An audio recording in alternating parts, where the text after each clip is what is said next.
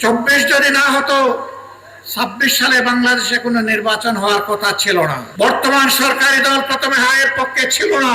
এখন আমরা যারা সরকারে যারা আছেন এবং বিরোধী দলে আমরা যারা আছি, আমাদের মনে রাখতে হবে 24 হয়েছিল বলেই 26 সালে বাংলাদেশে একটা নির্বাচন হয়েছে। 24 যদি না হতো 26 সালে বাংলাদেশে কোনো নির্বাচন হওয়ার কথা ছিল না। সুতরাং যাদের রক্ত এবং ত্যাগের কারণে আজকের এই সংসদ, সরকার, বিরোধী দল তারা যদি এই সমস্ত শহীদ পরিবার, আহত পঙ্গু ভাই বোনদের প্রতি অবজ্ঞা এবং উপহাস করেন, অবহেলা প্রদর্শন করেন, এটি নিজের সাথেই গাদ্দারির সামিল হবে। আমরা অনুরোধ করব এই সমস্ত লড়াকু যোদ্ধাদের অবদানকে কেউ যেন খাটো করে মেহরবানি করে না দেখেন। সম্মানিত বন্ধুগণ, এই নারায়ণগঞ্জবাসীকে আমরা আন্তরিক অভিনন্দন জানাই। বিগত নির্বাচনে হাজার জালিয়াতি, সন্ত্রাস, কালো টাকার ছড়াছড়ি, ভয়ভীতি প্রদর্শন, হাজার জাতের মেকানিজম, ইঞ্জিনিয়ারিং সব কিছুকে উপেক্ষা করে আপনারা 11 দলীয় ঐক্যকে একটা আসন কমপক্ষে আপনারা উপহার দিতে পেরেছেন। এই জন্য আপনাদেরকে অভিনন্দন। আমরা বিশ্বাস করি নির্বাচন যেভাবে সুষ্ঠু হয়েছিল, তার ভোট গণনা এবং রেজাল্ট ফলাফল যদি সেইভাবে সুষ্ঠু হতো, অন্য আসনটিতেও অবশ্যই জোটের বিজয় হতো। কি বুঝলেন ভাই? অনলি যেটাই চাই। হ্যাঁ, বিজয় চিন্তাই করে নেওয়া হয়েছে। আমার সম্মানিত সহকর্মী উদাহরণ দিয়েই বলেছেন কিভাবে নেওয়া হয়েছে এবং কারা এর রাজ সাক্ষী। তারপরেও কেন আমরা এই রায় মেনে নিলাম? অনেকের আমাদের উপরে অভিমান, আপনারা এই রায় মেনে নিলেন কেন? আমরা তাদেরকে বলেছি 17.5 বছর দেশ ছিল স্বৈর শাসনের কবলে। এরপরে একটা নির্বাচন হয়েছে।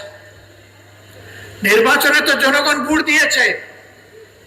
নির্বাচনের আগে তো বাসে, গাড়িতে, লঞ্চে, রাস্তাঘাটে, রাজপথে সব জায়গায় একই আওয়াজ উঠেছিল, দাঁড়িপাল্লা, দাঁড়িপাল্লা। একদিনে 2টো ভোট হয়েছে। একটি সংসদ সদস্য হিসাবে নির্বাচনের ভোট, আরেকটি সংস্কার পরিষদের সদস্য হিসাবে গণভোট। আমাদের অবস্থান সুদৃঢ় ছিল, আমাদের মার্কা এবং গণভোটে হায়ের পক্ষে। বর্তমান সরকারি দল প্রথমে হায়ের পক্ষে ছিল না। তারা চুপ ছিল, নীরবে নীরবে তারা নায়ের পক্ষে ক্যাম্পেইন করেছিল। এরপরে জনরোষের মুখে পড়ে তাদের নেতাও কমপক্ষে একবার শহীদ আবু সাঈদের এলাকায় গিয়ে বলতে বাধ্য হয়েছিলেন, 12 তারিখ 2টি ভোট, একটা গণভোট আর একটা জাতীয় সংসদের ভোট, আপনারা গণভোটে হাতে ভোট দেবেন। আউয়াল ওয়াস্তে আখের একবারই তিনি বলেছেন। কিন্তু তিনি তো সেই দলটির নেতা। বর্তমানে সংসদে তিনি হচ্ছেন সংসদ নেতা, প্রধানমন্ত্রী, সরকারের প্রধান, বাংলাদেশের প্রধান নির্বাহী। তিনি এই যে বললেন কথাটা, সেই গণভোটে যে 66.8% মানুষ ভোট দিল, 66.8%, তাদের ভোটের মূল্যটা তিনি কি দিলেন? তিনি শপথ নিয়ে এই গণভোটকে অস্বীকার করলেন। তার সহকর্মী যাকে বলা হয় তিনি সর্বমন্ত্রী, সব মন্ত্রণালয়ে তিনি আজানও দেন, একামতও দেন, মাঝে মাঝে তিনি সংসদে ফতোয়াও দেন। তিনি বলেছেন নির্বাচনটা যাতে হয়ে যায়, এই জন্য আমরা এগুলা বলেছিলাম।